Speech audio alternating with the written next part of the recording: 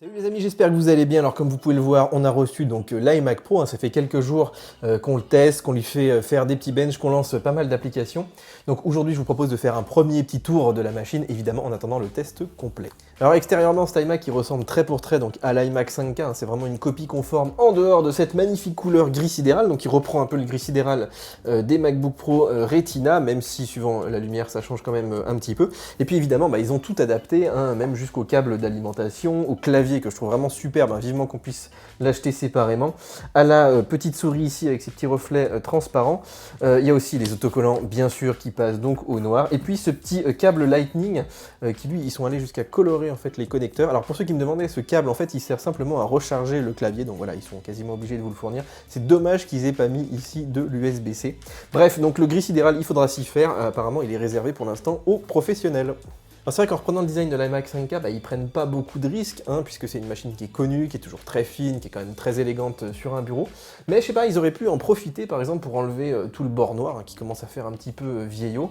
Et puis pour en profiter pour aussi réinventer l'iMac, par exemple, lui mettre des ports devant, hein, pas être obligé de se courber pour mettre les cartes SD, lui mettre un vrai sound system, et pas juste ces petites enceintes, même si elles sont améliorées, c'est vrai, mais c'est encore pas tout à fait ça. Et puis bon, ils ont mis un clavier pro, mais on a une souris, moi je trouve qui est pas pro du tout, hein. Ça va pour une utilisation un petit peu familiale, mais on fait pas de la création avec ça. Bref, Apple a loupé un petit peu le coche, et moi je m'attendais quand même à autre chose qu'à un design de 2012. Alors je ferai un peu les mêmes reproches au niveau de l'écran, puisque en fait ils reprennent exactement l'écran de l'iMac 5K, hein, donc qui est toujours très très lumineux, qui est vraiment magnifique, qui a cette fabuleuse résolution Retina. Mais c'est vrai qu'ils auraient pu essayer des petites choses, par exemple d'avoir des ratios un peu différents, un peu plus élargis, hein. Il y a beaucoup d'écrans maintenant qui sont 21/9. Ils auraient pu aussi réinventer le pied pour pouvoir voilà, le tourner plus facilement. Et puis pourquoi pas mettre un écran tactile, par exemple pour tous les illustrateurs là, qui achètent aujourd'hui des grosses scintilles qui sont toutes moches, qui ont des résolutions un peu pourries, qui sont pas très réactives. Pourquoi pas profiter de toute cette puissance pour créer un Mac tactile. Bref, j'ai pas trouvé Apple vraiment très ingénieux là-dessus, hein. Je trouve que c'était vraiment un choix très consensuel finalement de garder cet écran 5K. Alors si à l'extérieur ça change pas beaucoup, en fait Apple a complètement revu l'intérieur, mais ça je peux pas vous le montrer puisque tout est scellé, hein. Il faudrait décoller l'écran, ce qui est absolument impossible sans faire sauter la garantie. Mais c'est vrai que c'est impressionnant de voir tous les Xeon, les cartes graphiques qu'ils ont mis dedans, et c'est vrai que tout ça quand même est censé chauffer pas mal, donc ils ont revu totalement le système de refroidissement. Et alors justement, moi j'avais un peu d'inquiétude au niveau de la consommation, du bruit, et j'ai été vraiment très surpris de voir que l'ordinateur, bon il est annoncé avec une alimentation de 500 watts, mais il n'a jamais dépassé nous les 250, 270 watts, donc ce qui est plutôt bien, même si ici là je vous parle du modèle de base. Et puis il est très très silencieux, et alors là vraiment je l'ai maltraité là depuis 2 jours, et je vous garantis que j'ai quasiment pas entendu les ventilateurs s'affoler, ce qui est vraiment une prouesse, puisque sur l'iMac 5K c'était très facile hein, vraiment de le faire chauffer, mais là vraiment on a une machine qui est absolument compacte et silencieuse, et de ce point de vue vraiment bravo Apple. Alors je vous fais quand même écouter le petit bruit de soufflerie, hein, puisqu'il y en a quand même un, hein, évidemment il y a de l'air qui circule, mais c'est vraiment très léger, il faut se mettre derrière la machine pour vraiment l'entendre, hein. Voilà, donc je précise quand même que pour l'instant on a testé que l'entrée de gamme, hein, on n'a pas la grosse machine avec les 18 cœurs, la grosse carte graphique, les 4 Tera de SSD qui eux forcément consommeront plus d'énergie et puis dégageront plus de chaleur, donc feront peut-être un peu plus de bruit. Mais en tout cas pour l'instant si vous travaillez dans les studios d'enregistrement, enfin si vous avez vraiment besoin d'une machine silencieuse, et ben cet iMac pour l'instant est au niveau des anciens Mac Pro, hein, ce qui était une de ses qualités principales. Alors une des forces de cet iMac Pro c'est de renfermer des Xeon. Alors les Xeon sont des processeurs très haut de gamme d'Intel, hein, qu'on retrouve donc dans les stations de travail, dans les serveurs informatiques, et en fait donc ont beaucoup de cœurs, hein, entre 8 et 18 donc sur les iMac Pro, donc ils peuvent faire beaucoup de tâches en même temps, et surtout ils sont très durables, c'est-à-dire qu'ils arrivent à ne pas baisser leur fréquence même en faisant des gros calculs, donc ils surchauffent pas trop, contrairement au Core i5, Core i7 qui ont tendance à baisser plus rapidement leur fréquence. Donc on peut leur demander beaucoup de choses sur la durée, et puis voilà, ils ont d'autres atouts, notamment ils acceptent la RAM ECC, donc de la RAM un petit peu plus fiable. Ils acceptent aussi d'avoir plus de périphériques, ils ont une meilleure bande passante, vous pouvez connecter plein de disques durs, du réseau très rapide, etc. Vous n'aurez pas de baisse de performance, et ça c'est vraiment très utile sur une machine professionnelle. Bref, le Xeon c'est une des grosses forces de l'iMac Pro.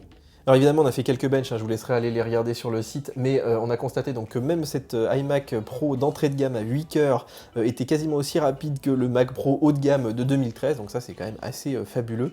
Même si je vous conseillerais plutôt de prendre le 10 cœurs, parce qu'il n'y a pas tant d'écart que ça, et puis en fait on nous a dit donc, que la plupart des applications professionnelles étaient plutôt optimisées pour 10 cœurs, donc voilà, aujourd'hui je trouve que c'est vraiment le bon ratio. Et puis faut savoir aussi que bientôt on aura des iMac 5K donc classiques qui auront 6 cœurs, donc entre entre 6 et 8 cœurs, on pourra vraiment se poser la question. Alors que si vous prenez le 10 cœurs, vous aurez toujours quand même une belle marge par rapport aux machines grand public. Bref, ce Xeon est quand même assez impressionnant. Alors au niveau des cartes graphiques, on n'a que deux choix, Vega 56 ou 64, qui sont des cartes quand même assez récentes, mais déjà en retard sur Nvidia. Et puis je trouve que Apple a été assez pingre en mettant des Vega 56, puisque ce sont des cartes quand même qui valent 500 €, qui sont des milieux de gamme, sur des machines ici qui sont entre 5, 6 et 15 000 €, donc on peut quand même monter des machines très chères avec des petites cartes graphiques. Bref, ils auraient mieux fait de mettre une Vega 64 avec des options de mémoire vidéo par exemple, puisque là, effectivement, cette carte, je vous rappelle qu'on ne peut pas la changer. Alors bien sûr, on a fait des benches en 3D, en OpenCL, donc je vous laisserai aller les regarder sur le site. Ce qu'il faut savoir, c'est qu'ici, on a quand même les cartes donc les plus rapides disponibles sur Mac, hein, clairement, puisque en fait Apple travaille avec AMD depuis très longtemps en exclusivité, donc ils ont optimisé leurs pilotes, les éditeurs optimisent aussi leurs applications pour AMD. Bref, aujourd'hui, cette carte interne, elle a quand même beaucoup d'importance pour la 3D en temps réel, même si la 1080 Ti donc, a des pilotes sur Mac et qu'elle fonctionne en iGPU, qu'elle est plus rapide si vous faites de l'OpenCL, donc OpenCL c'est utilisé par Final Cut Pro, par Resolve, par tout un tas d'applications professionnelles. Donc ça, vous pourrez toujours les rajouter, donc ça c'est vraiment une bonne chose, même s'il faudra les mettre dans des petits boîtiers externes.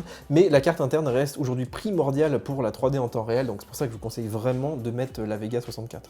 Alors un exemple de cette intégration et de cette puissance de calcul donc du CPU et du GPU, c'est cette petite vidéo qui tourne derrière moi, qui est en fait issue des caméras RED, et c'est une image qui est en 8K, en RAW, donc brut de capteur, qui tourne sans proxy, sans optimisation, et dans lequel il n'y a pas de drop frame, il n'y a pas d'image qui manque. Et ça c'est vraiment impressionnant puisqu'on l'avait vu ensemble, on n'était pas arrivé à faire ça sur un Hackintosh avec la 1080 Ti, on n'était pas arrivé avec l'iMac 5K bien optimisé. Donc là c'est la première fois que j'arrive à faire tourner cette vidéo vraiment sans lag aucun. Et ça même l'ancien Mac Pro haut de gamme, si je dis pas de bêtises, il était incapable de le faire, donc vraiment c'est très impressionnant. Alors évidemment, on n'achète pas un iMac Pro pour jouer à des jeux vidéo, mais ça devient possible, et possible avec des résolutions 4K, 5K, donc c'est plutôt cool. Et puis il ne faut pas oublier que la 3D en temps réel, c'est pas réservé aux jeux, il y a plein d'applications professionnelles, aussi bien dans le monde de la vidéo, des effets 3D, vous avez aussi par exemple des applications d'architecture qui ont besoin de la 3D en temps réel, et là on commence à avoir des performances tout à fait correctes, même si je regrette que les pilotes ne soient pas au niveau de Windows. Vraiment là, si vous voulez jouer aujourd'hui en 4K à 60 images secondes, je vous conseille quand même d'installer Bootcamp. Alors vous voyez qu'il n'y a plus de la petite trappe donc pour accéder à la RAM, qui est pourtant pas soudée, elle est toujours sur des barrettes, mais la seule solution pour la faire évoluer, c'est de prendre son iMac Pro là, très lourd, de l'emmener à un Apple Store, et en plus on n'a pas tous un Apple Store à côté de chez soi, sinon voilà, vous pouvez toujours ouvrir la machine mais ça fait sauter la garantie. Bref, je trouve que Apple n'a pas été quand même très pratique sur ce coup-là, puisque la mémoire c'est quand même le composant qu'on aime bien changer nous-mêmes, et qu'on va faire forcément évoluer tout au long de la vie de la machine, et ça nous encourage donc une fois de plus à prendre la mémoire super chère, parce qu'elle est vendue vraiment très cher par Apple, donc au moment de l'achat, et ça c'est vraiment dommage. Alors au niveau du stockage, Apple propose enfin plus que des SSD, donc entre 1 et 4 Tera, ce qui est à peu près 1000 € du Tera. Et puis c'est quand même relativement cher, alors ça nous pousse en fait à acheter du stockage externe, soit en USB, soit en Thunderbolt. Mais heureusement le Thunderbolt permet d'obtenir les débits donc de 3,3 Go en écriture, 2,8 en lecture, donc ça c'est ce que nous annonce Apple en interne, ce qu'on a obtenu dans nos benches. Et ça on arrive à le retrouver quasiment en Thunderbolt 3. Donc finalement le stockage direct sur ce genre de machine, c'est plus tellement un problème. Alors un petit mot sur la connectique, et on démarre avec donc du mini jack, ça c'est vraiment très pratique quand on fait du montage vidéo, on n'a pas de latence sur le fil. On a bien sûr un lecteur SD, là aussi photo vidéo indispensable. On a 4 ports USB classiques, ça c'est pareil, moi j'en ai marre des adaptateurs pour mes souris, mes claviers, etc. Donc vraiment cool qu'ils l'aient gardé. Et ensuite on a 4 ports Thunderbolt 3 USB-C, donc ça c'est vraiment bien, d'autant qu'ici on peut brancher encore 2 écrans 5K en Thunderbolt 3, donc d'en avoir encore 2 disponibles pour des clés USB et des disques durs, c'est vraiment cool. Et puis enfin on termine avec un port 10 gigabits, donc ça c'est la première fois qu'on a ça nativement sur Mac. Et l'air de rien, ça donne accès à, par exemple, du stockage réseau pas très cher, et avec du très haut débit, donc de 10 gigabits. Bref, la connectique, elle n'est pas parfaite. Moi, j'aurais préféré avoir des ports en façade, je vous l'ai dit, peut-être d'autres types de lecteurs. Mais pour moi, le compte y est. Alors comme sur le MacBook Pro Retina, Apple a intégré donc une petite puce ARM. ARM, c'est les mêmes genres de processeurs qu'on retrouve dans les téléphones mobiles, qui gèrent en fait le démarrage du Mac, qui gère les contrôleurs du disque, qui gère notamment la petite caméra là-haut. En fait, ça permet de décharger le processeur de petites tâches qui sont pas forcément intéressantes pour lui, pour vraiment que lui se concentre sur les gros calculs. Et ça permet aussi d'économiser un petit peu d'énergie. Et ça, je pense qu'on va le retrouver sur pas mal de Mac, notamment les portables. On a vraiment besoin d'économiser l'énergie. Bref, c'est un peu le grand retour des coprocesseurs sur Mac. Alors un petit mot sur les tarifs, puisqu'ils vont quand même de 5499 à 15508, donc c'est quand même une machine qui n'est pas donnée du tout, hein. Elle est très très chère, elle se destine donc aux professionnels, aux entreprises, à des gens qui ont des besoins très très spécifiques. Est-ce qu'elle est aujourd'hui trop chère? Alors là, la question en fait est beaucoup plus facile, puisqu'il suffit d'aller chez Dell, chez HP, enfin de configurer une station de travail équivalente, hein, rigoureusement équivalente, avec les mêmes cartes graphiques, avec les mêmes processeurs, avec le même écran 5K, et vous apercevez que finalement Apple est plutôt bon marché. Alors évidemment, la contrainte c'est de pouvoir choisir uniquement les composants d'Apple, hein. Vous ne pouvez pas avoir de carte Nvidia ou avoir des options un petit peu différentes par exemple pour le stockage, mais voilà, à configuration équivalente, non, cet iMac Pro n'est pas trop cher.